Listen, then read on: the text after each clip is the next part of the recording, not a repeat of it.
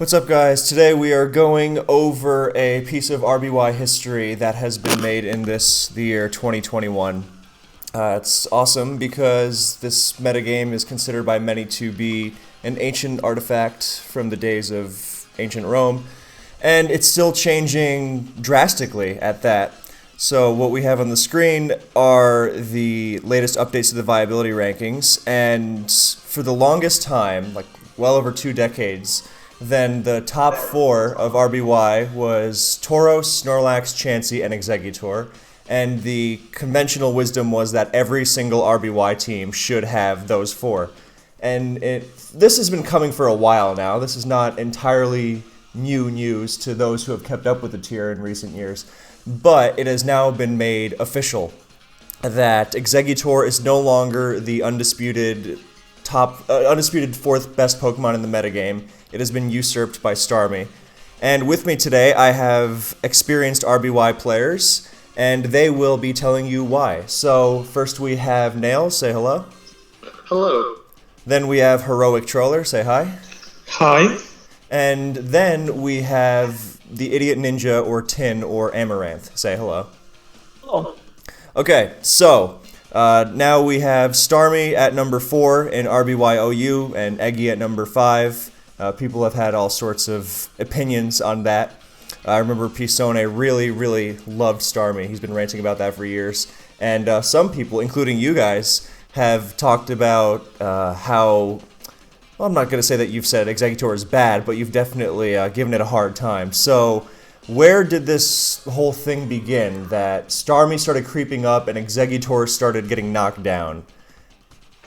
I think it happened after the 2016 mechanics update. This might be something the other guys disagree with, but that was the last time we had an objective change to the format. And the result of that was it was just a lot harder to make consistent progress against the normals, and the metagame slowed down a lot. And so, before you go on, I'll just inform the viewers who don't know. In end of 2014, early 2015, it was discovered that Body Slam cannot paralyze normal types. And when 2 of the 3 best Pokemon in the metagame are Body Slamming normal types, Tauros and Snorlax, that's a really big deal. And there were a bunch of changes, like Chansey started getting used to switch into Snorlax and a bunch of other stuff. Tauros Wars would not usually leave one Tauros at least paralyzed. So anyway, go on with what you were saying. Yeah, so there was so much fallout from that, just in meta updates. But the meta as a whole got more defensive as a result. Reflect Snorlax became borderline undroppable. I think I've never run an SPL team without it in 4 years of playing. That's extreme, but just Eggy's boom.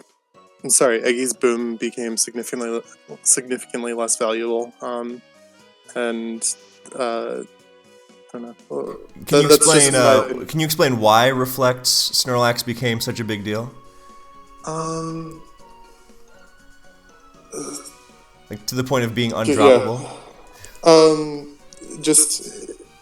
You can't hex it out as easily. I guess is the short answer. You can't just body slam it with your Snorlax and on the switch, and it consistently switches into opposing Snorlax and stifles their momentum if that's what you want it to do. And it turned out that is the best thing that you can do with your Snorlax. Yeah, generally speaking, before the changes, you could use Snorlax as an enemy Snorlax switch-in, but if it got paralyzed, then it would need to take 2 or 3 body slams in a row before being able to set up Reflect, and that racks up really quickly. The fact that there is no risk of paralysis anymore makes it a lot more consistent at being a defensive Pokemon, and so that's enabled it to actually, function. We are on the same page about the Snorlax thing. One thing I wanted to add is that without Reflect, Tauros will be free to go on the rest turn, and you need rest to survive the most on the battlefield. Otherwise, your Snorlax will be take damage over time and eventually die, or having to explode at least.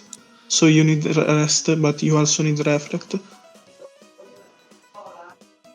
And that's it. Yeah. So, Reflect Snorlax became really popular because of other Snorlax and, of course, Tauros. And Reflect Chansey became really popular because it was used to switch into and slow down opposing Snorlax. And there were a lot of Reflect Wars for several years. And people started bemoaning RBY as the Reflect tier, as it seemed that so many games just immediately devolved into Snorlax and Chansey spamming Reflect and Recovery moves and taking lots and lots of turns. And then in 2018, another significant part of that metagame was that it felt every single big game was Alakazam leading off and T-waving each other and fighting to see whose Alakazam will get forced out first. And then Chansey had to avoid getting paralyzed at all costs, because as soon as Chansey gets paralyzed, it can't switch into unparalyzed Snorlax at all. So there was a lot around that. And so that was the metagame for a big portion of what I remember post-Crystal discovery of non-body slam paralysis on normals, and Rise of Reflect. So you had your T-Wave lead Zam, and then you had your Reflect normals warring each other. And then 2018 came around, and that kind of shifted. And where do we go from there? Okay, I would say the first change from what you described was the rise of Starmie as an alternative to Alakazam, because people realized that Alakazam is favored in the 1v1 against Starmie, obviously, because it's faster and because Seismic Toss is a consistent 30%, which means with a couple of full paralysis, given the fact that Alakazam outspeeds, he's just more likely to win that 1v1. However, this, honestly, I remember Pisone being the one who pushed on lead Starmie the most above Alakazam, but there were many players at the time. And essentially what they realized is that you don't actually really need to play that 1v1 with your leads to the end. You can afford to just trade Thunder Waves and then switch out and do something else. And very often Snorlax could come in on Alakazam, and Seismic Toss would only deal 18% or so, because Snorlax obviously out of HP, and Snorlax would be able to threaten with a Body Slam. And so that it was figured out relatively early after the changes that Alakazam lead, while it was favored in the direct lead matchup, it didn't that didn't always mean that Starmie was an inferior choice, because Starmie had other advantages over it. Okay, I'd like to say also that using only Alakazam or Starmie as lead was never good, because then the Exeggutor of the opponent could just counter team you using Double Edge, Hyper Beam, or Mega Drain, and the odds will be very good about breaking. Just one full para or two. Yeah, that's so true. you always needed to swap your leads to be as different as you can, even if it's RBY. So that's another big factor to consider, is that a lot of RBY, especially early in the game, revolves around status. So there's obviously paralysis, which you can hit as many Pokemon as you can with. But then there's also sleep, and sleep is devastating in RBY because it lasts. Well, you can wake up as soon as you've been hit by the sleep pattern, but you could also sleep for, I believe, up to 6 turns, which is it lasts 0 to 6 turns, which is devastating. So a lot of what a lot of teams will try to do is get a Pokemon paralyzed for the purpose of blocking that sleep. And when your lead Psychic gets paralyzed, then that's obviously a prime candidate to switch into an Exeggutor, because Exeggutor is the best overall sleeper in RBY, and that's why it was such an automatic addition to teams prior to this change. Because you get that sleep off, and then you boom something else, and it's the perfect 2-for-1. Because a sleeping Pokemon is the easiest thing to take advantage of, especially when giving something as devastating as Tauros a free switch is just terrifying. And when you have Exeggutor as your as your paralyzed psychic lead, then things get more contentious against Exeggutor because it has such a low defense stat, and Exeggutor can double edge or hyper beam, like you said. And then if a Zam, it doesn't even have to KO the Zam. As soon as the Zam dips into double edge range, then it can no longer safely block the sleep. And Exeggutor goes toe-to-toe with so many Pokemon, it's going to get that sleep off, and you've basically lost 2 Pokemon with that low health Zam and the other sleeping Pokemon, and it hasn't even boomed yet. So that was one reason why Starmie was rising up. And what else? Where did we go from there, besides the fact that people were moving more away from Zam and more towards Starmie for the physical bulk? Well, Okay, ending about the Starmie lead thing, obviously the bigger defense was a factor, but the really big thing was the invention of Sing Chansey, which left the Exeggutor slot more barren than before. Now the Chansey could sleep and would sleep pretty often, and the slot was free, and therefore Starmie was more flexible because of the recover spam and all. While Exeggutor was more focused on exploding and pressuring, so more and more people shifted to the use of Starmie because thanks to recover, it helps a lot, even the Snorlax matchup.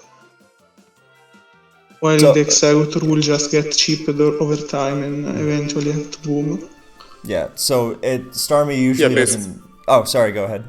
Oh yeah, no, just the metagame slowing down just made like Eggy's offensive pressure less valuable because you just got like stalled out of your pressure too often.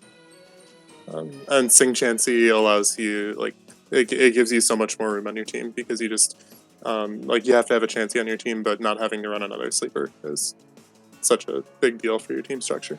So, to summarize, then basically when you run Sing Chansey, then you don't have to run Eggy anymore because you already have one of the best Pokemon on your team, in the metagame, already on your team, and it's dishing out sleep, so you can use that slot to play around with something else? Yeah. Yes, there is more to that, because Sing Chansey lacks coverage. It can only run Ice Beam or Seismic Toss, and this is where Starmie helps the most, because unlike Exeggutor, which coverage is Psychic and maybe Grass and Normal, Starmie can run many moves between Psychic, Thunderbolt, Blizzard, or even Surf. And also since Chansey started to run more Ice Beam in combination with Sing, Rhydon dropped usage a little bit because it will not use Seismic Toss Chansey as it was before. So with less Rhydons, the need for Exeggutor dropped even more. It basically goes more Sing Chansey, more Starmie, and Sing Chansey running Ice Beam, so less Rhydon, and so all this combined means even less Exeggutor. yeah, Yeah, that's So- a good summary. And that's moving away from the Reflect Wars as well. And did the usage of Victreebel have anything to do with this? Because before then, one of the things that made Victreebel so dangerous was that the lead psychics were getting paralyzed, and a paralyzed Starmie is Victreebel food, and an unparalyzed Starmie threatens the hell out of Victreebel.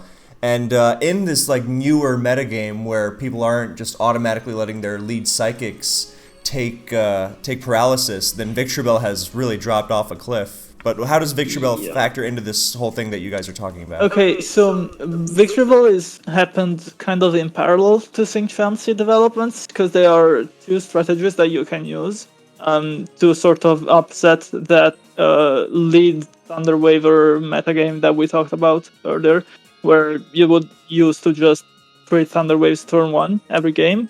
Both Sing Chansey and Victreebel are sort of answers to that. And Victreebel happened a little earlier. Victreebel was 2019 or so. And it's strong because, as you said, paralyzed Starmie, it only needs like a couple grabs before it's in Razor Leaf range. Razor And Leaf does so- like 80. It's you have to get barely any chip on it. Yeah, it's absolutely unplayable if your Starmie is paralyzed. And especially at the time, it used to be very common to run the 3 normals, and then Exeggutor, and then Starmie and Rhydon. And if your Starmie is paralyzed, and the rest of your team is just Tauros and 4 Pokemon that are slower than Victreebel, then Rap could really dominate that team. And so it was, Victreebel sort of rose as a very direct response to those trends at the time. But then, sort of in parallel, Sing Chansey rose afterwards, because Sing Chansey can also beat that Thunder Wave turn 1, because if you send your Sing Chansey on that Thunder Wave, you are a little in danger, because hitting Sing through paralysis is difficult because of the low accuracy plus the full paralysis chance. But generally speaking, you will get it off before being pressured, because Chance's defenses are just so high that you get many turns trying to Sing. And so Sing Chansey can work just as fine as a countermeasure to turn 1 Thunder Wave. And so they're both countermeasures to turn 1 Thunder Wave, but when Sing Chansey rose to prominence, it just so happened that Sing Chansey teams are also really good against Victreebel. And so Victreebel's matchups just stopped being as good. Because it was basically a counter team to 2018 meta, and now that we're not in 2018 meta anymore, Victreebel has no reason to exist.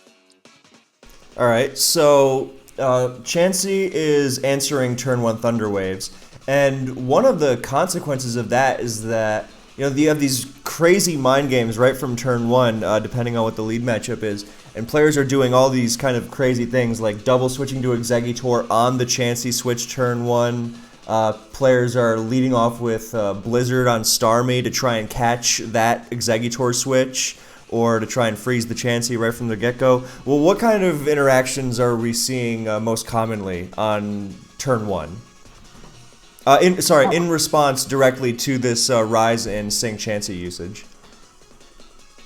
Yeah, I mean, the switch tag E turn 1 is the first one I'd think of. It's just, it completely shuts out the Sing Chansey's early game. They have to usually just go back to their Starmie or sack something else to sleep.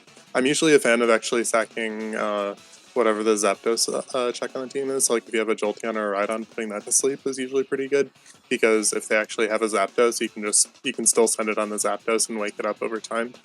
But I mean, regardless, it's still a massive tempo gain to get the Eggy switch on the Chansey. Yeah. Okay, the most prominent Sing Chansey answer has been Jinx to this point, for one simple reason.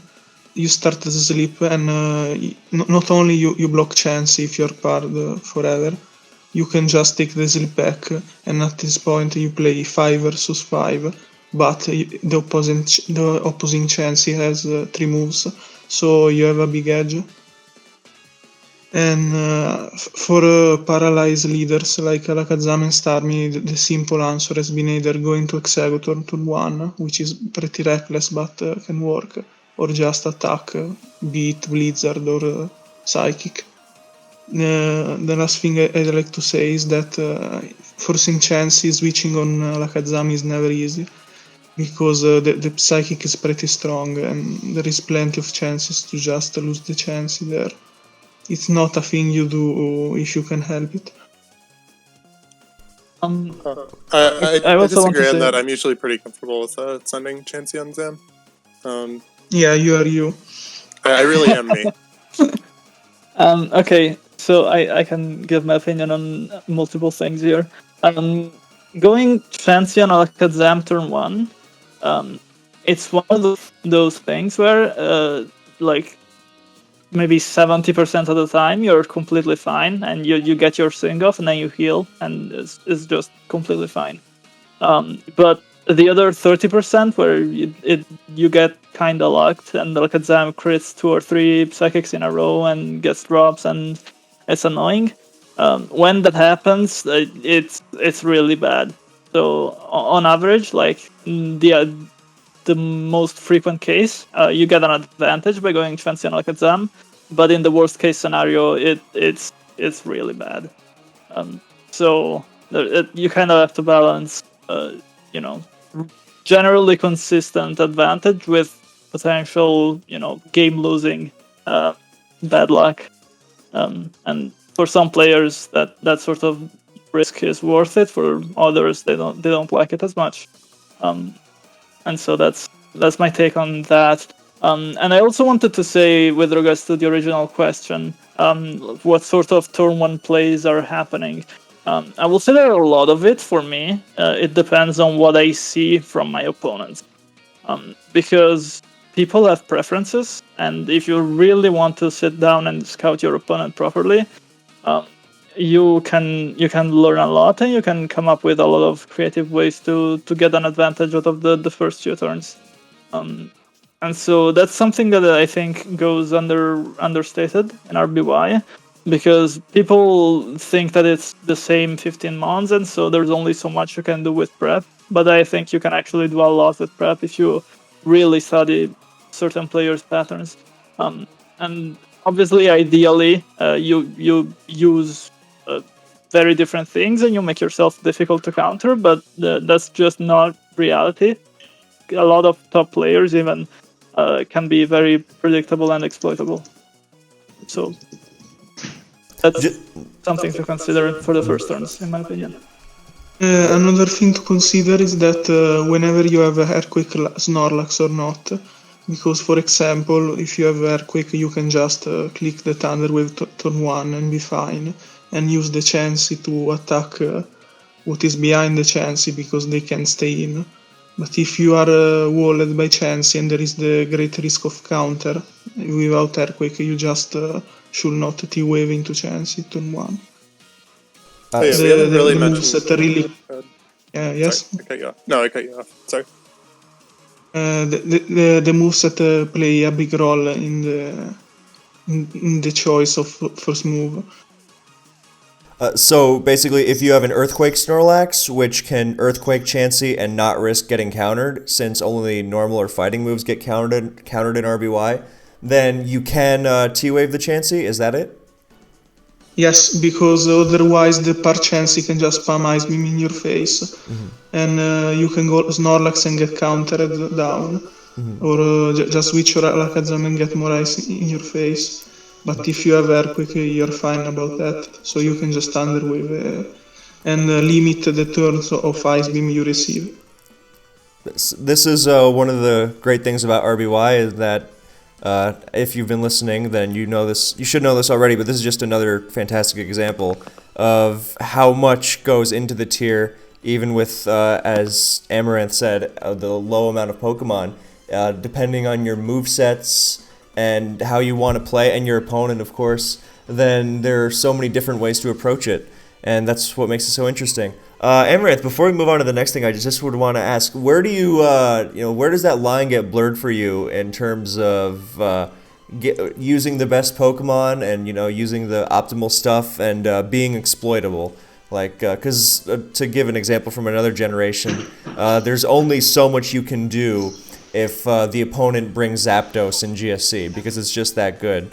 So, and it's usually a similar story for Tauros and Snorlax in RBY. So what are some of the intricacies of that, like where a player might be too comfortable using a certain standard that they don't have to, and where they can become exploited for that? Well, you will never get a matchup that wins guaranteed, because as you said, the enemy Tauros will always be there, and so even if your matchup is good, sometimes the enemy Tauros will be good enough to beat you anyways.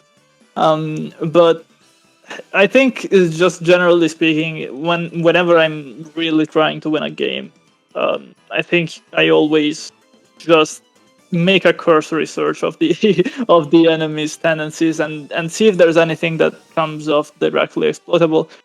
Because there are so many different possible combinations of plays that people can make. Like, some people might use, I don't know, only Jinx or turn 1 switch to Chansey and nothing else, for example. This is an hypothetical, but I'm sure there is a player out there who actually does this. Hello, that's me. There you go. And then some other players still Thunder Wave turn 1, some other players, I don't know, like there are like enough possible lines turn 1 that realistically will change from individual to individual, and so you just always have to go in there with an open mind and use your best judgment and see if you can find an advantage.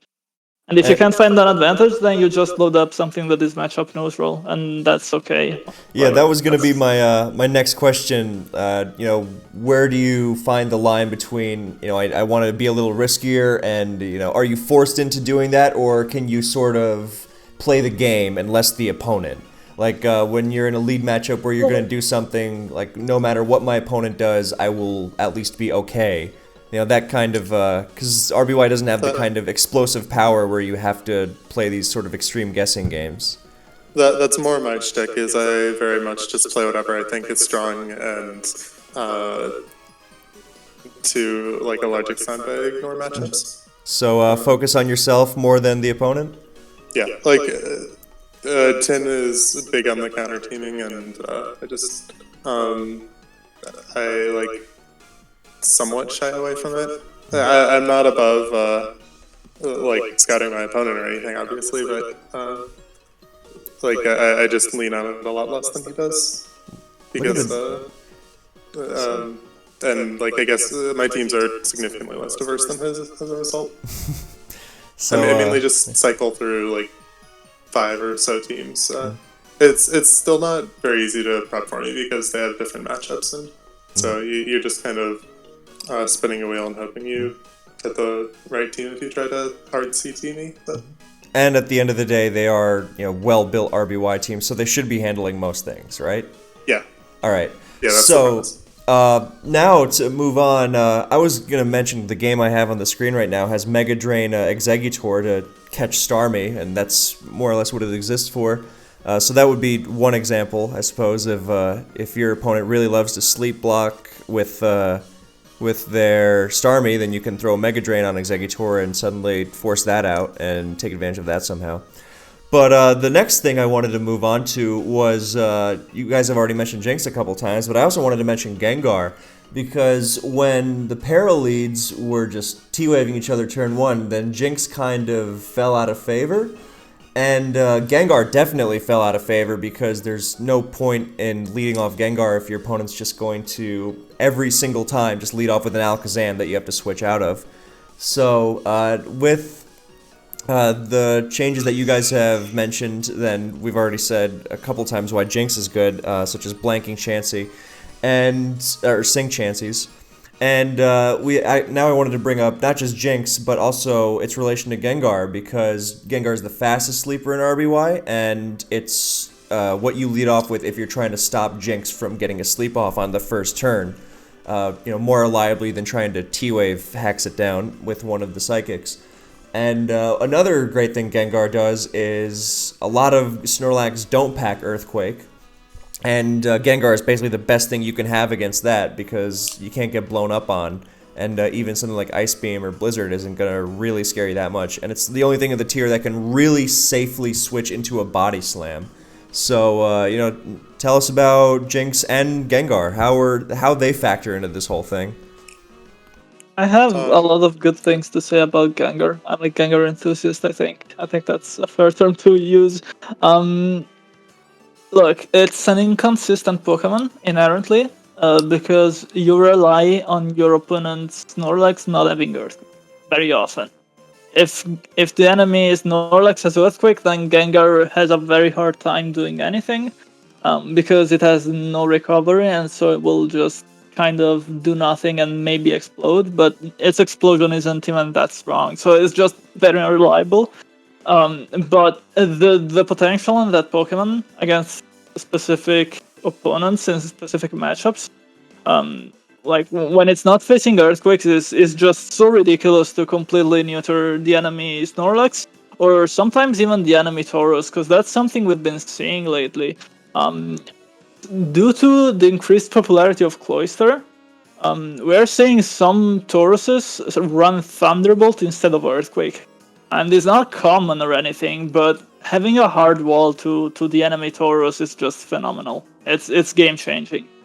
And so Gengar, like, it's very much a high risk, high reward Pokemon, but I really like it because, again, being someone who relies on scouting my opponent a lot, in a lot of scenarios, I can really see when it's good, and yeah, it's a Pokemon that when Gengar is good, it is really, really good.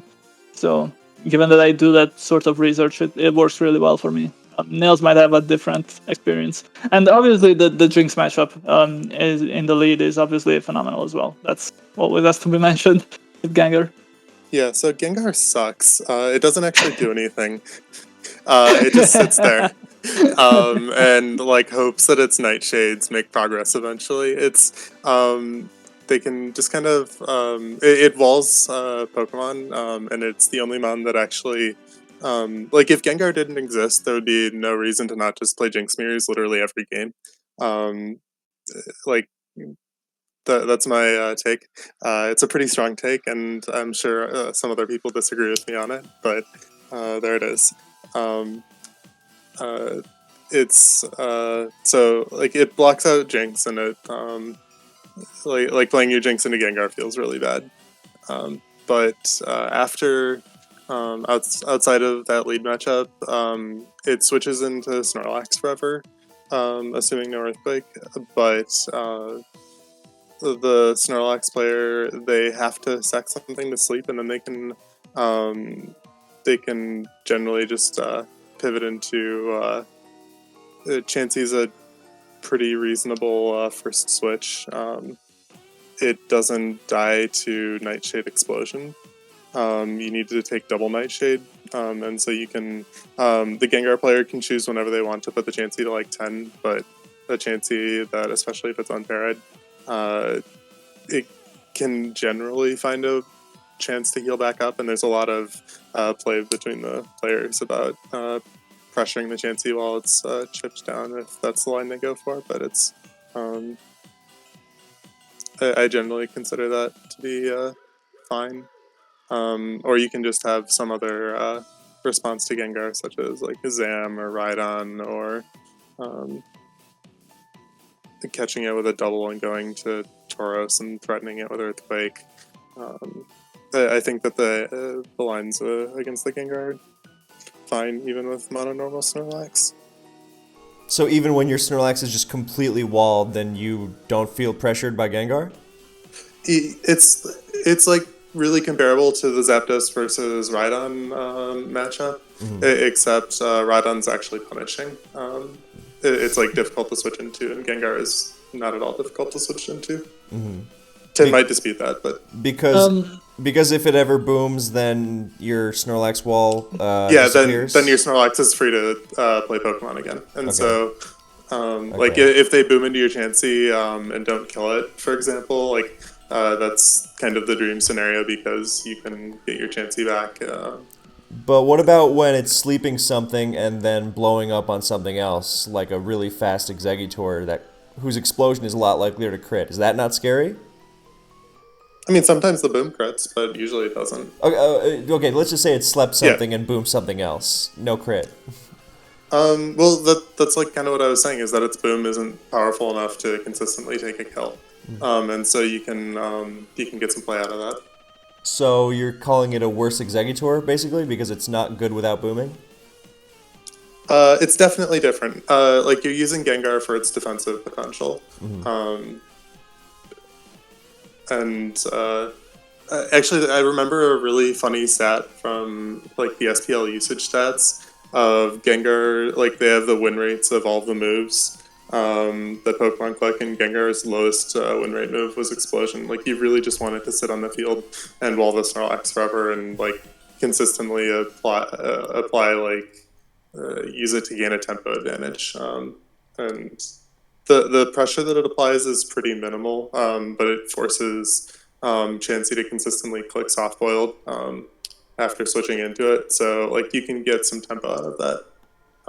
But that's about the limit of what it does offensively until you want to trade it off.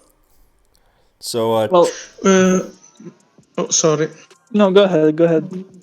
One thing that should be obvious, but at the same time you really feel it only if you play Gengar, is how much weak you become to Psychic, because you never have enough Psychic switchings, especially for Alakazam. And since Gengar plus Rhydon can't be used still for the Psychic weakness, even Zapdos becomes not a well surprise to meet on the battlefield. And well, yeah, there is also the point of Gengar being an absolute gamble, because if you meet EQ well, it's not gonna be funny. And yeah, it's not very threatening in itself unless you can remove Chansey some other way. But usually you don't. Gengar is not a Pokemon that goes in and stays for that much to see a Chansey die. Okay, so I have a few sort of counterpoints. Obviously, what Just they as an say. aside. Oh, go. No, go for it. Oh no, I just wanted to back up Troller's statement that Gengar plus Rhydon is unviable. The combination literally doesn't work. You cannot make a Yeah, I agree. you can't make a team that has both of them. It's unstable. It's completely toxic. It doesn't work. And I think that's like honestly a really cool team building quirk in RBY that I wanted to just say as an aside. Go ahead, then. Okay, so I was going to just raise a few counterpoints because what they say is fair, but obviously as the Gengar enthusiast on the panel, I have to defend my favorite toy. So one thing to sort of bring this back to the whole meta changes that we were discussing about. Generally speaking, Gengar enjoys more Cloyster because it's another thing that it can actually switch into. It switches fine into Clamp and threatens with Thunderbolt. Switches is not super happy switching into Blizzard, but it can as well. And it gets some momentum because Thunderbolt obviously threatens huge damage on Cloyster. So that's good for him. Another thing is that Exeggutor going low, you can only really harm Exeggutor with Nightshade or Explosion, which is not great. So that's also nice. And Starmie being more popular, again, Thunderbolt weakness. So I think, and as I mentioned earlier, Thunderbolt Taurus as well, there are a lot of meta trends that are slightly in favor of Gengar, and lower Rhydons also, because Rhydon is a nightmare to play when you're using Gengar, because it just doesn't fear. Obviously, it's immune to Thunderbolts, it doesn't mind the Nightshade too much, and it really threatens progress on your team. So generally speaking, the meta shifts I think are all slightly in favor of Gengar. With that aside, as Nails said, it will be hard for Gengar to make progress by itself outside of booming on Chansey.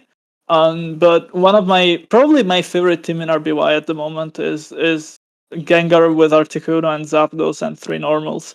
And so when you have that Articuno ready to blow through teams after you explode the Chansey, it really changes your mindset on that. Because if you're running Gengar in a normal team, then exploding the Chansey, it's good, but it's not even that advantageous. But if you have an Articuno, you can set yourself up some very nice endgames. And so with Gengar, I think it's all about actually, you need to build around it. You need to be able to use its qualities Gengar, either offensively to break for Articuno or similar Pokemon, or defensively to play a very slow Stolier style. One of the Gengar two. is capable of giving some initiative. It's true. And you have to have a team that can capitalize. And I'll concede that point. It still can often just have its pressure neutralized, in my opinion. Yeah, But I Tin's made it am a work. Gengar For sure. hater if the Gengar is in a normal team. So the basic idea is Like that I don't think you can't Gengar, just take a I don't know 3 normal Starmie Exeggutor and then toss in a Gengar for no reason. Then yeah, I think it's too bad. It's just a 6th Pokemon, so to speak. You need to build around it, but I think it has enough upsides to be very much worth it. Could you give an example of how Gengar might be used on a more, not a regular team like you said, but how you could build around Gengar? Because the Articuno Zapdos team, sounds like a lot of fun. but it's like kind of on the extreme side for most people. So what's a more traditional Gengar what's a team? team that you could show your parents that has a Gengar? Yeah, that's a nice way to put Okay. it. Well, I think Gengar in itself is not a Pokemon I would show my parents because it is fundamentally unreliable. It is fundamentally dependent on the enemy Snorlax not having Earthquake and things like that. But one more defensive team, more standard team that I've used is just a team where you just play very safe and defensive and just click Ice Beam for the first few turns. Just with Ice Beam with your Starmie or with your Chansey. And you just wait for them to do something and fish for free just as that happens. And the moment they try to do something and they click Body Slam, you get your free Gengar Switch and you get your Hypnosis like that. And my experience, that's been a very strong thing because obviously ice moves in RBY are very powerful. And it won't be a consistent way to get an advantage, but very often it does get it. And again, it's not really your standard way to play RBY to just blatantly fish freezers. But it's a way to use Gengar's ability to switch into body slams compared or coupled with its access to hypnosis. I was going to say, I could actually get behind this. This sounds like something I would use. There you go. All right. Well, I like the sound of that. Okay, so Yeah, go ahead. okay. As for me, if I would be about to run a Gengar for any reason, but usually I don't, I will probably run it with Exeggutor, as blasphemous as it sounds, for many reasons. Exeggutor blocks Rhydon, or at least it helps the most. Not only that, it helps pressuring the lead Alakazam, which is Gengar's problem when it wants to land the sleep. And also it is one of the best psychic resist, extremely bulky, and when things are dire you just explode and trade for another Pokemon. So even if it's not the most conventional thing to run Exeggutor and Gengar, I think they have one of the better synergy, at least for the defensive purposes. I agree with that actually. On the team I was describing with Ice Beam, Starmie, and the passive Gengar team, my sixth Pokemon is actually an Exeggutor with Rest, because you want to play as low game and you need Exeggutor to even try to play slow games against Gengar or against Rhydon. Sorry, when you're using Gengar, because Rhydon into Gengar is definitely the worst thing that can happen to you. Now I would like you guys to tell us more about, we've kind of been mentioning freeze as a very real possibility several times. So let's get into the freeze wars that have kind of taken over RBY. We've mentioned Ice Beams on Sing Chansey, obviously. Jinx to block it. Jinx in itself is a massive freeze fisher. And it seems like as we've shifted more and more away from paralysis, that it's become more and more, besides just you leaving your opponent's Pokemon unparalyzed so you can sleep them, you also want to leave them on status so you can freeze them. And lots of teams are built around such a premise, and lots of games are played with such a premise in mind. So tell us more in detail about these freeze wars that we have entered the age of, let's say. Okay, Nails, it's your turn. Yeah. So Triple Oko Chansey, it's just Could you state for the viewers what Triple Oko Chansey is? Sure. So Triple Oko Chansey is soft-boiled because every Chansey needs that, and then you have Ice Beam, Sing, and Counter, each of which is capable of incapacitating an opposing mon. You throw out your Sings while staying healthy until you sleep something, and then you can just spam Ice Beam into it, into the sleeping mon. If they switch, you just spam Ice Beam into that until they force you to do something else. Special attackers usually can't force Chansey out, and so it's free to just chill there and spam Ice Beam indefinitely. Physical attackers are generally Tauros and Snorlax.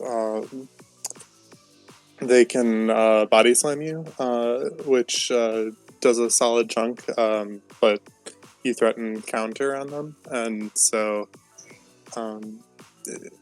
they just aren't free to pressure you out. And yeah, it's generally just in an alarmingly large number of scenarios, it's free to just put something to sleep and then get a freeze and then switch into special threats for the rest of the game and just like heal back up and chill out. And it's pretty powerful. I'm a fan.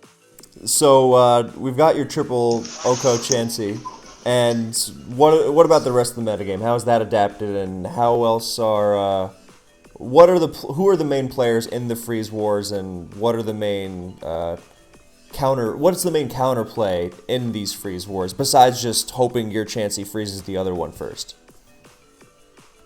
Tim, that's your ballpark. Nails has stopped working. Okay, so, the first thing you can do if you really don't want to engage in a Freeze War is to run Jinx, because you're the one deciding when to freeze when you're running Jinx. You know, you get the first Blizzard on the enemy Chansey as it switches in, and you're always the first to click the first ice move, and so you can block the enemy Chansey Ice Beam with Jinx, and it's just, if your goal is to try and squeeze out as much potential to win a Freeze War from a game, then Jinx is your best bet. But there we generally go. RBY speaking, meta solved. I mean, generally speaking, it used to be that many teams would have paralyzed Alakazam, and paralyzed Alakazam can just sit on Nice Beam Chansey forever. It doesn't fear anything, it just sits there and recovers. It doesn't even need to force you out with Psychic Drops or anything, because it has more PP with recovers 32.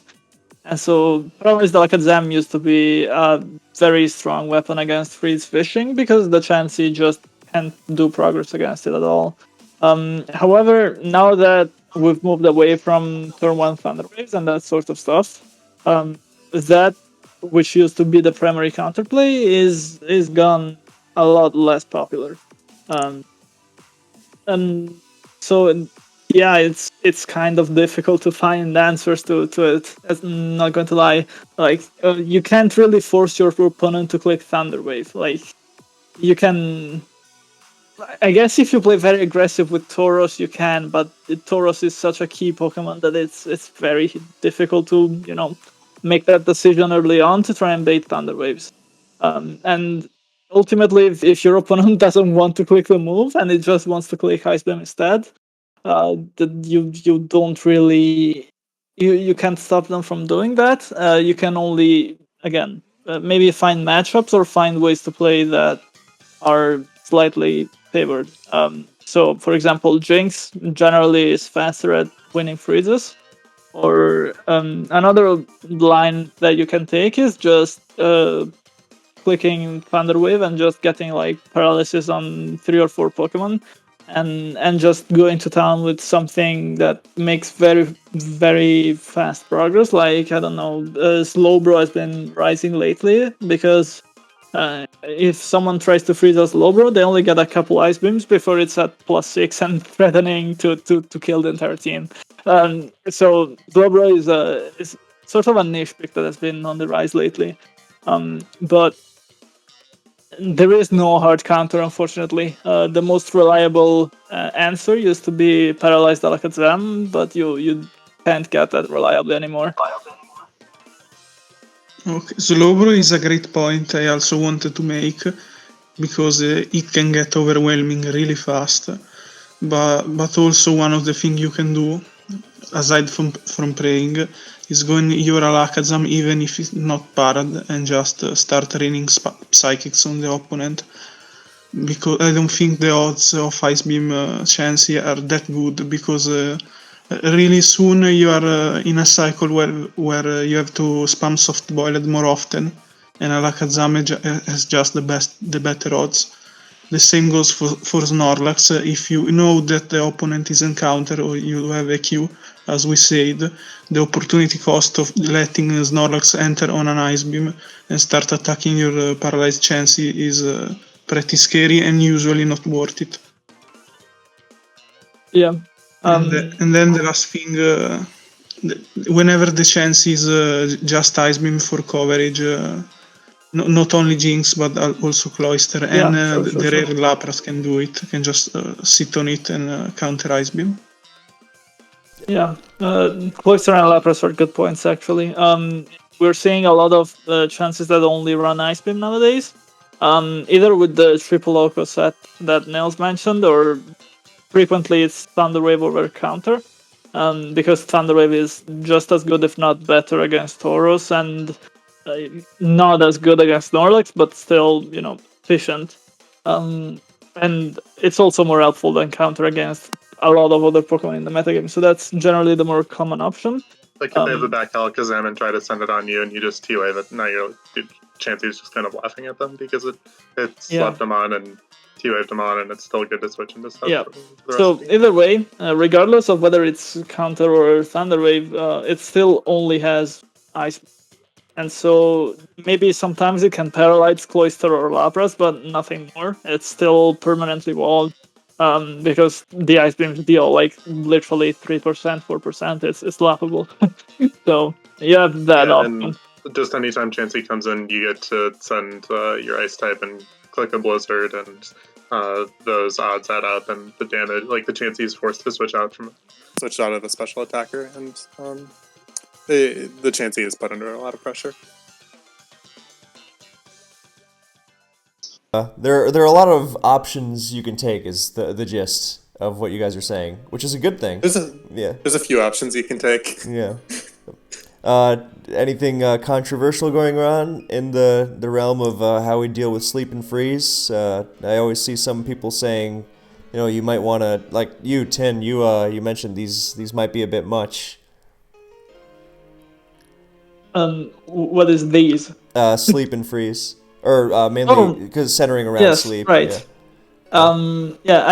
I am of the opinion that the metagame has evolved in a direction that again, because we don't have the paralyzed Alakazam anymore to really shut down freeze fissures, we're moving in a direction that I think makes games more reliant on variance slightly, because freeze fishing, I think, is increased in viability.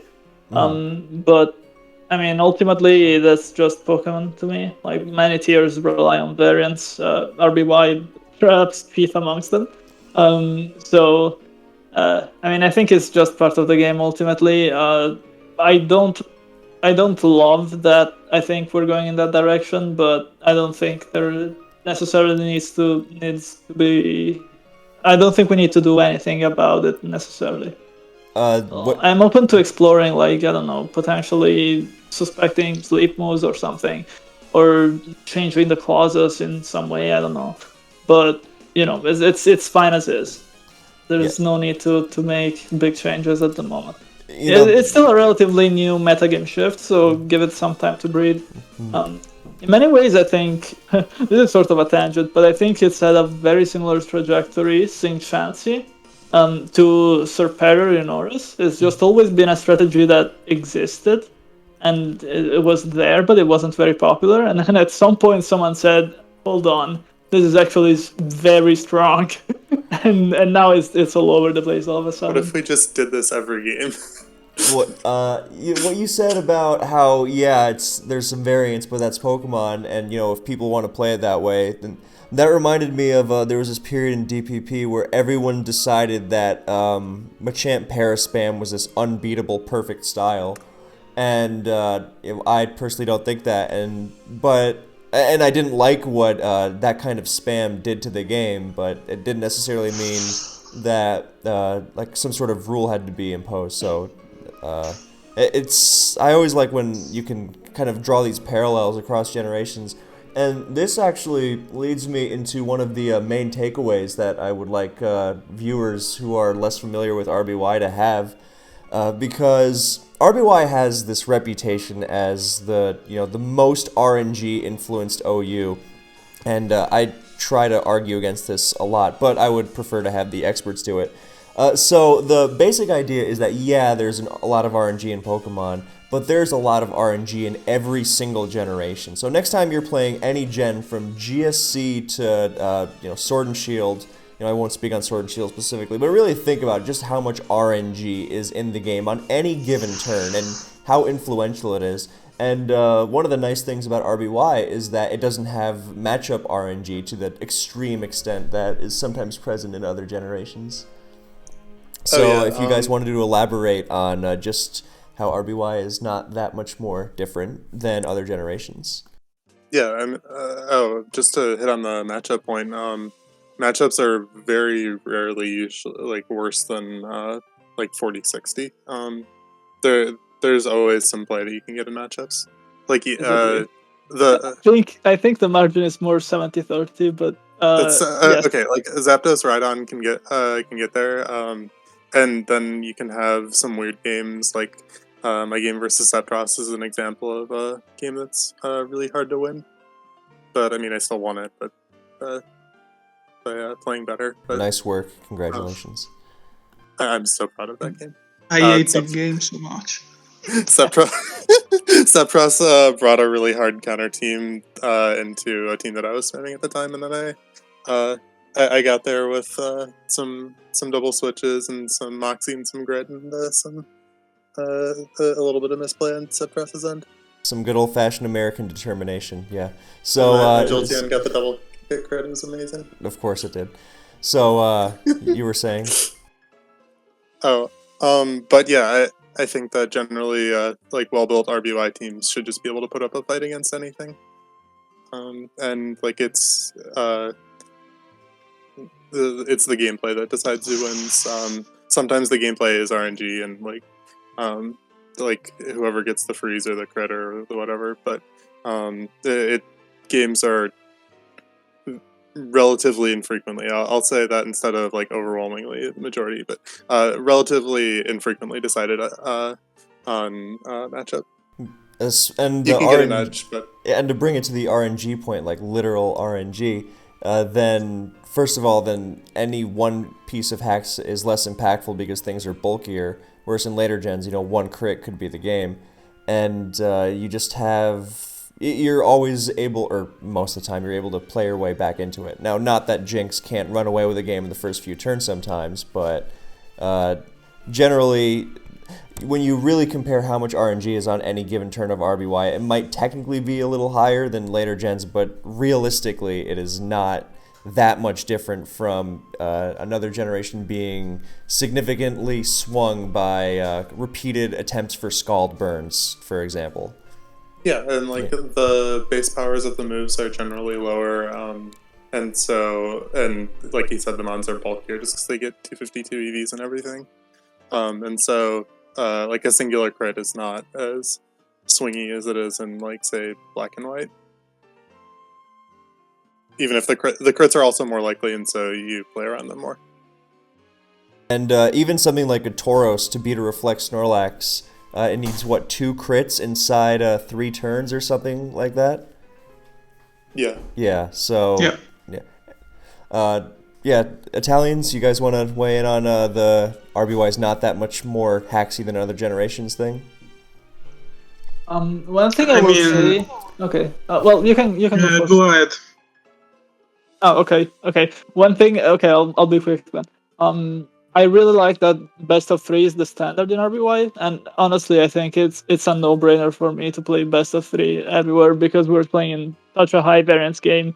But I'm really happy that RBY has it as a sort of convention because I think it's just so great to limit variance in general. And I think overall, when you factor in that RBY is best of 3, the better player wins more often, about as much as the other tiers, in my opinion. Because of the best of 3 thing. So. Yeah. You could also make the point, if the whole metagame is luck, then why are, the best players winning as often as they are? Troller's record is insane over the years. You don't do that if it's just luck. Yeah. And Yeah, in my ideal world, then every metagame would be best of 3 as a standard, but we're not yet in that ideal world. Mostly the argument, because a lot of people will kind of misrepresent it and say RBY needs best of 3 because there's so much hacks, and realistically it's more RBY gets to be best of 3 because team building in it is more easy. And don't get me wrong, I'm not saying that it's easy to make a good RBY team, but in that you have a lot less choices to make. No EVs, no items, abilities. It's less difficult. Yeah, so even if it's not easy. You can slap together 3 teams a week fairly easily. I would argue you can do that for other old generations as well, but that's a whole separate discussion. So those are the 2 main takeaways I would hope for the less initiated RBY, hopefully soon to be enthusiast. That the metagame is, I think if you've been listening thus far with an open mind and are listening to these experts as they explain what's going on, then you can see that there's a lot going on here. It is an intelligent tier, like other tiers, of course. Tier bashing never ends well. But it's an intelligent tier where you have to really think to be successful. You cannot just button click and win consistently. And if you can say you can button click and win in this tier, then I could say you could do that in a lot of other tiers, because that's just how Pokemon is sometimes. So that it's not all about the RNG, and that just because it has a small pool of Pokemon does not necessarily mean that it's not interesting to watch, because the little interactions between certain teammates with certain movesets and how they're played has so much potential for variance. And at this point, I would ask you guys, since there's a Porygon on the screen right now, to mention some underrated Pokemon that you think deserve more use in RBI. Because yeah, for the most part, you are going to be sticking to the top Pokemon in the viability ranks, but every once in a while, something cool pops up. So one underrated, not just moveset, but Pokemon as a whole. I guess I'll start because I'm the least likely to use stuff, and Besides Dragonite? I have used Dragonite and Moltres before with no Tauros. That's actually the only team that I've used Gengar on an SPL. It was Toxic Spam, and I've used it twice, and it went 1-1. I mean, I guess I could just take that. But Slowbro's the craziest I get. Really, I very rarely wander into the realm of the C rank.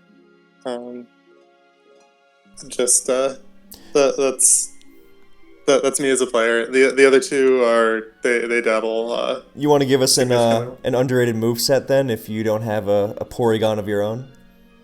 Sure.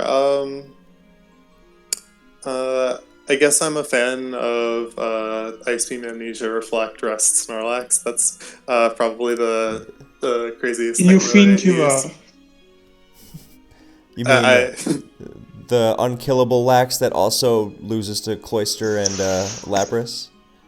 Yeah, but don't worry about that. Ouch. Yeah, so, no, it's what unkillable. Does that do? It's unkillable. So when I was starting out in RBY, one of my favorite Snorlax sets was Body Slam, Amnesia, Reflect, Rest, because you could just switch it into anything forever, and not you could set up an Amnesia before you rest and not get pressured out by special attackers, and then you could just heal up and have a Snorlax again, and there's not really much that it can pressure. Even Slowbro, you just set up to +6 alongside it, and it does 25 with its surfs when you're both at +6. The crit does 50, so you can continue to just rest cycle that.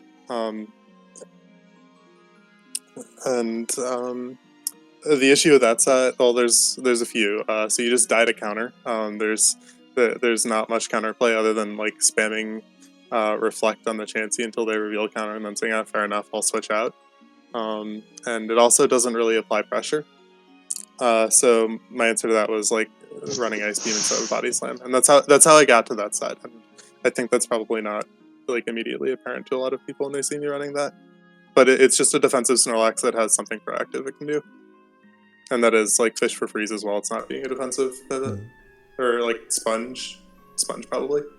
So you prefer that set over this more standard Body Slam, Ice Beam, Reflect, Rest, Lax? Well, no. Okay, so I mostly just have one team that I play that set on. But also yes to that specific question, because I don't think I'm not the biggest fan of Body Slam Ice Beam. I'm a much bigger fan of Body Slam Hyper Beam because it can pressure Chansey, like paralyze Chansey. Okay. Just with the two, yeah. Sure. And it's stronger against Zapdos? Yeah, I suppose. That's nice sometimes. You usually want Boom on your Lax if you're worried about Zapdos. Alright. Okay, the guys who actually play spicy stuff. You guys can go. Okay. Well, there's the Articuno I mentioned before, which is, I think, by far the underrated Pokemon I've had the most success with. But if we're going very obscure, I've been enjoying Poliwrath and Golduck lately because for a bit the same reasons we've mentioned Slowbro. Amnesia matches up nicely against the current metagame, and Poliwrath and Golduck, they can do some funny things with Amnesia. They can get really out of control really fast. Obviously, they're worse Pokemon than Slowbro in a lot of situations, but they're fun to use, and sometimes they also happen to win, so that's cool. Is there anything like cool that you would recommend in a more serious game, or do you think Golduck and Poliwrath occasionally have use in a more serious game? Golduck and Poliwrath are the sort of Pokemon that I probably would never bring to SPL, but I would bring to lesser tournaments because like they win, but they don't win enough. I think Articuno wins enough. I've brought Articuno to SPL before, and I will almost certainly do it again if I play next year. And yeah. Yeah, Articuno. If you want me to name another Pokemon, I guess there's also Golem, which has been on the downfall. Really? And I think it's actually vaguely viable. It's definitely more viable than people give it credit for. So for the uninitiated, there was a whole debate about the traditional viewpoint was that the rock really didn't matter much because it was really just there to wall Zapdos. And then people started appreciating Rhydon's power more and more because turns out it threatens a lot of stuff. Really, like even Exeggutor doesn't love switching into Rock Slide. And people weren't really as high on Golem because it couldn't threaten anything without exploding. And when you explode your Golem, you no longer have your Zapdos counter. That's it in a nutshell. And Rhydon hit some really big ranges. Like it always 2-KOs Chansey with Earthquake, 3-KOs Lax with Earthquake, 3-KOs Slowbro, which is pretty crazy. Then Golem became used so little that it dropped to not just UU but NU. Even though as soon as it drops out of OU, then that's all you need. And people were just saying, "Oh, don't use Golem ever." So what's this new usage for the NU Golem? My one reason and one reason only for using Golem is that now that teams don't have Exeggutor, very often their best Golem answer becomes Starmie, and exploding Starmie can be good for some team. And Rhydon cannot explode Starmie, can only Earthquake it, which sometimes over time, if the Starmie is repeatedly switching in on a Rhydon, then between Body Slam, Paralysis, and Earthquake, you can get it down. But with Golem, it's quicker and it can be more efficient for very specific builds. I think, well, obviously, I'm not challenging the notion that Rhydon is overwhelmingly better in a lot of cases, but I do think that Golem's one draw, which is the explosion, has gained a new purpose lately with the drop in Exeggutor and the rising Starmie. I love how it comes back to Eggy going down and Starmie moving up once again. So Troller?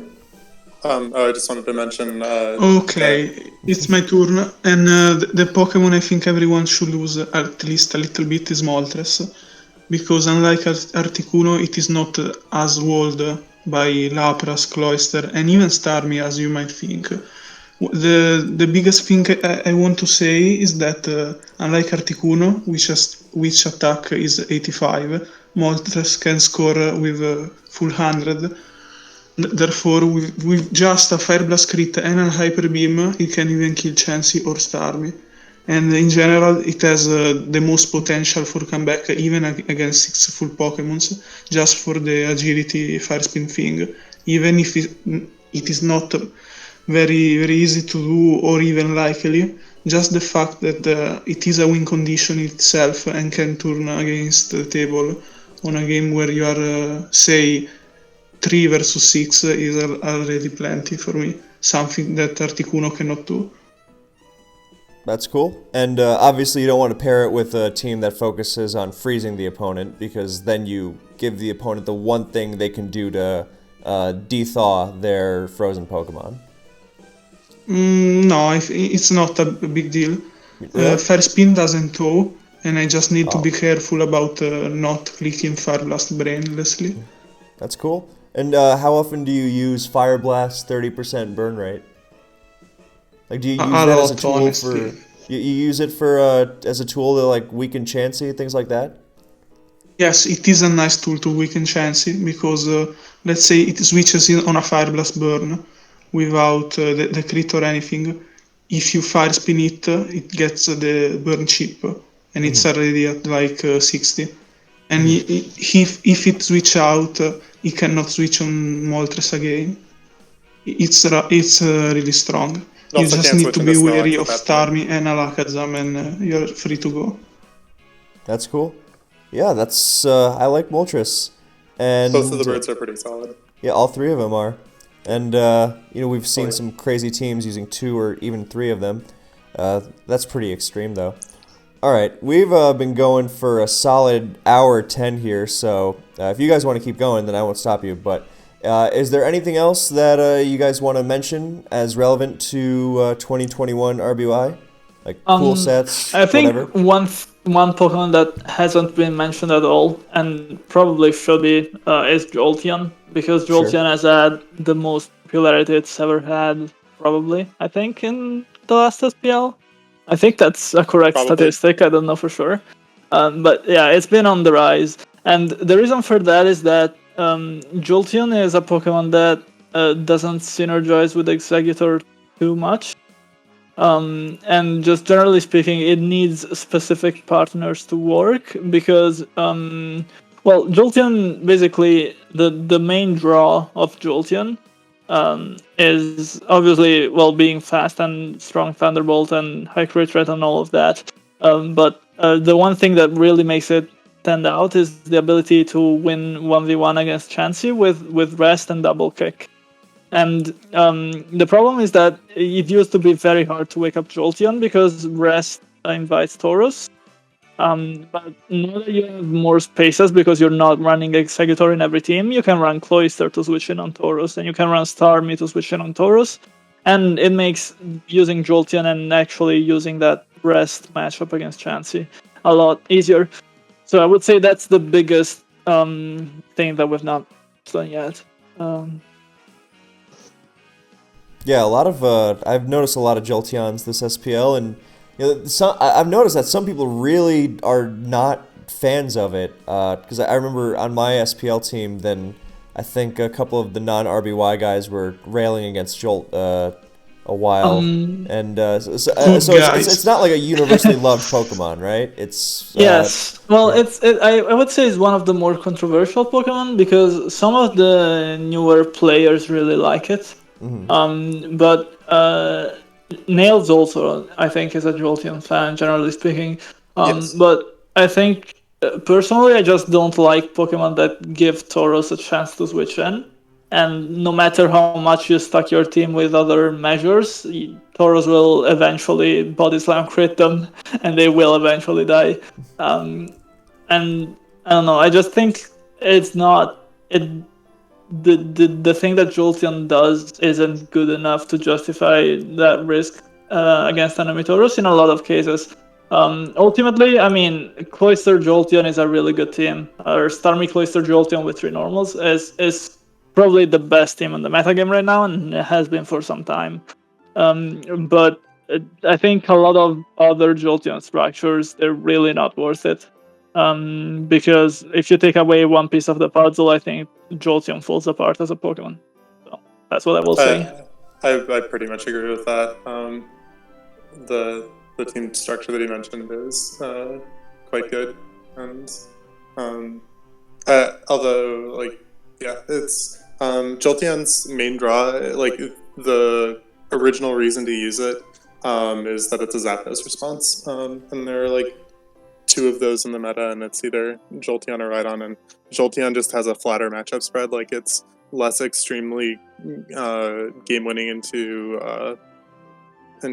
opposing Zapdos, but it can it's favorable into Starmie. It can consistently fight Chansey,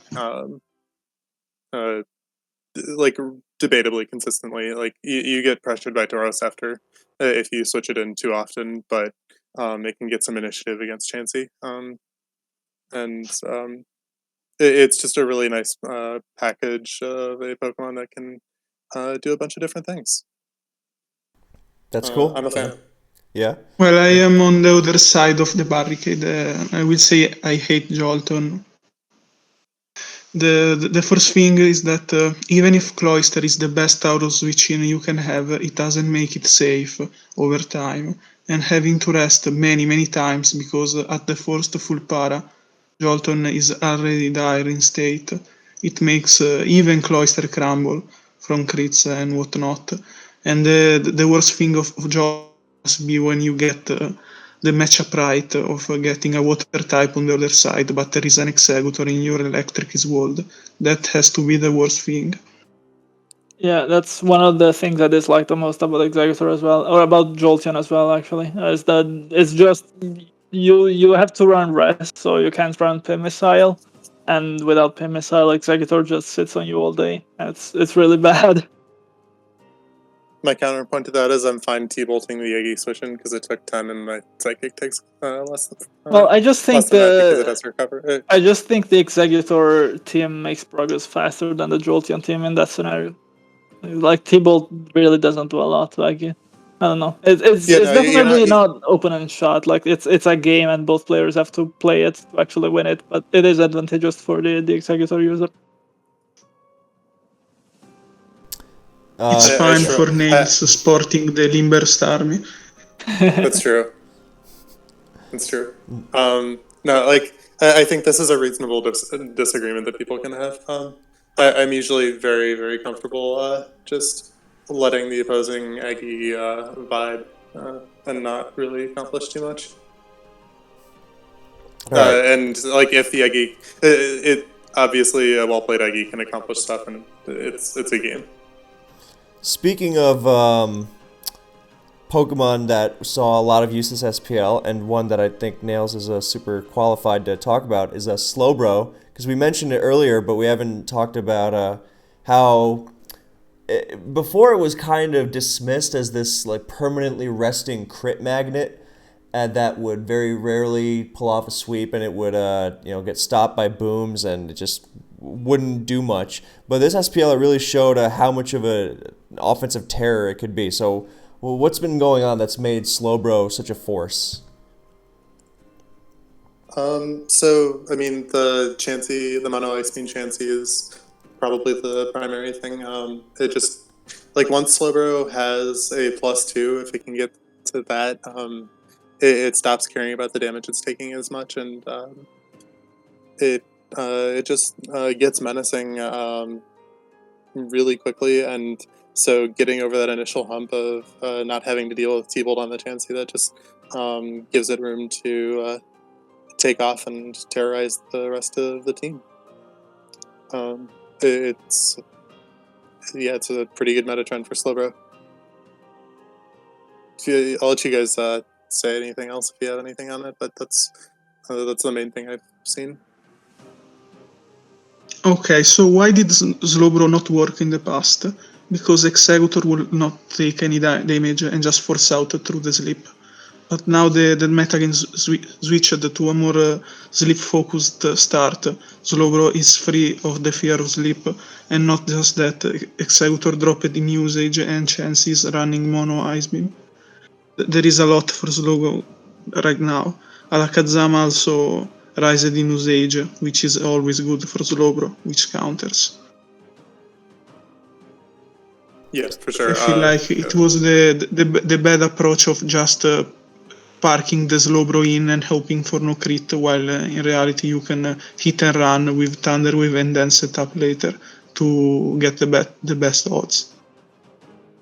So once again, coming back to Eggy dropping, and I mean, a lot of Starmie don't run Thunderbolt now either, and that makes things even better, right? Not sure about that. I think Thunderbolt is still fairly used, but yeah, aside from that, it's the best Slowbro state there is. All right. And if the Starmie's asleep, it can't Thunderbolt you. That too. So, all right, we can wrap things up now. So, any last words you guys want to get in about state of the metagame? Run more Thunderbolt Tauros, maybe? Is that the place we're going to? I will promptly show up with Gengars at the doors of anyone who tries running Thunderbolt Tauros consistently. But it is a tech you can use for Cloister. It's definitely. I don't think it's important to talk about Thunderbolt Tauros simply because it's not like a metagame trend, or more so it is a counter team for those who spam Cloister. It's been used because the targets were big Cloister fans. It's not a thing that is taking roots or anything. All right. Anything else you guys want to mention? Just for the uninitiated, would you ever drop any of Tauros, Snorlax, or Chansey on a serious team? Because of course not. No, they're so good. Even during Exeggutor's peak, then there were some people who would drop it, and now there are still many people who would still drop Starmie from their team. So there's a lot of flexibility in those 3 slots. But you would agree that for every serious RBY team, those first 3 slots are automatic. The Tauros, the Snorlax, the Chansey. No, I disagree. While Tauros and Snorlax are just there, and they must be there, I dropped Chansey in my farewell, also in SPL finals for the matter. I think even if it's not the most optimal thing in the world, I think you can have a case of how much offensive you can do with the Chansey slot. Just having something like the birds like Tinsaid or Alakazam and whatever. It's not a thing you should do often, but it can be done in important games as long as you know what you're doing. Okay. And so I'm with Troller. I've actually been I've been messing around with a team that doesn't run Snorlax lately. I was gonna say the Chansey thing I get if you're really just focused on extreme offense all the way through. But dropping Snorlax, to me that blows my mind. So yes, go okay. ahead. So the idea behind the team is that, well, the main reason you have to run Snorlax is the defensive ability to answer the other Snorlax and even Tauros. And so my fix to that is running both Gengar and Cloister, and just generally being strong against normal types with Gengar and Cloister. I won't lie, the results are still mixed, but I'm hoping that with enough patience, I can figure out something that can win on a proper stage. Generally speaking, I think, well, Tauros is so good that I struggle to even come up with, even for fun, I don't think you should drop it, because it's insane, Tauros, and nothing else comes close to doing the things that Tauros does. But I think it's fun to try and run Snorlax less or Chanceless. Is it good? That's questionable. You can make it work. If it depends on the opponent. I think 99.9% of teams should start with those 3, but you can make it happen in very specific scenarios. I mentioned the wrapped team that I had earlier, which was Chansey, Snorlax, Gengar, Exeggutor, Dragonite, Moltres. It spammed Toxic, and then had a Snorlax with Body Slam, Reflect, Amnesia, rest, it just got chip over time, and it had endgame threats with Wrap, which synergize better with the Toxic. That's my contribution to this discussion, and like I've brought that team to SPL twice, and won with it once. So it's like, undefeated. Is that what you're saying? No, it's 1-1. That's well. There you go. But it's actually like a little bit unfortunate too, because the game that it won, I didn't reveal either the Moltres or the Dragonite. It just like the Toxic portion of the team just got there. So it, like I was planning to switch just like the turn that Tobes forfeited, just to show that, hey, I actually had these mons, but I think it was like pretty okay on the board to switch there as well. But I didn't get my Moltres on the board. That's sad. Speaking of Toxic, Tin, you've messed around with Toxic stuff before, like on Chansey and things. The Snorlax last team has Toxic on 3 Pokemon. Yeah? What do you use it for? Well, okay, so the idea is that I'm using Gengar and Cloyster for defensive purposes, and so I'm not going to use them to explode things anyway. And so if I'm not exploding them, then my way to make progress with them against Chansey is just clicking Toxic and then rest and just waiting. And so that's also the rationale. And also the fact that I want to run Cloyster anyways, it means that if if I have Toxic plus Clamp, that can be nice. I think Toxic in general is underrated. It's a cool move, and it wins games sometimes. I have this sort of tendency to use Toxic only on joke teams, but I should probably try to build real teams with Toxic. I've won games in SPL with Toxic before, but I definitely want to explore it more. How Gen 1 Toxic works? Oh yeah, that's a good idea actually. Yeah, so I got it. Gen 1 Toxic, it works like later Gen's Toxic on the first use of it. Like it just takes ramping damage every turn. After they switch out, it turns into regular poison, which in RBY deals 1/16 per turn. Or it's just like taking the first Toxic tick repeatedly. For the rest of the game, it is significantly weaker than it is in every other gen. It's basically like a burn, but without the attack drop. It's like a Sun and Moon and later burn. It's a modern gen's burn, yeah. Yeah. And you have to use up a move slot on it. You can't get it passively through Scald. But there are some instances, like there are some teams that can still take advantage of Chansey only having 16 soft boileds and taking 1/6 per turn in a meta that doesn't have any other sources of residual damage. Like the damage adds up. Something that is cool about Toxic actually. Now we're getting into really obscure stuff, but in RBY they take damage upon switching in. So if you're just sitting there with like defense curl Chansey, which is also what I have in that Gengar Cloyster team, normally they would be able to sort of switch between 2 Pokemon and just PP stall you that way sometimes. But if they're taking damage from Toxic, even that only has a certain firm limit before they have to stop. Because again, if they take damage every time they switch in, they really cannot sustain that. So it's You're a basically neat using move. Toxic as entry hazards. Yeah. Yeah. It's a neat move, but it is really obscure. All right, so I think we've scraped the bottom of the barrel enough for today. We're talking about Toxic, yeah, that's a good point to call it. Yeah. So don't use Toxic, but for those interested in playing RBY, I hope you got something from this. And there are a lot of resources out there to get started. It's a great metagame. So do you guys have any closing words? Words for people who are maybe interested in RBY? Don't run Jolteon. Yeah. Is this just going to be a don't run X from everyone? Nails, are you going to say don't run Gengar? Never run. No, of course. Why would you run Gengar? That's nothing. Go ahead. Okay, I'm not going to tell you not to run anything because I want people to surprise me. But on the serious side, we have a showdown room just for RBY now. It's been created. It's the first old gen to do this, as far as I know. So there's an RBY room there with a lot of room tournaments and stuff to get yourself started.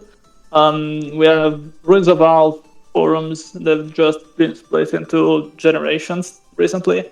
So we have the RBY sub forum, which is also new. We have a lot of exciting, new players playing. I think that year is growing, and yeah, as if you want to discuss this tier, there are a lot of places that are available in the Showdown room, in the Prince of Valve forum. Yeah, I'm always happy to see more players pick up the game. So, All right, and any final words?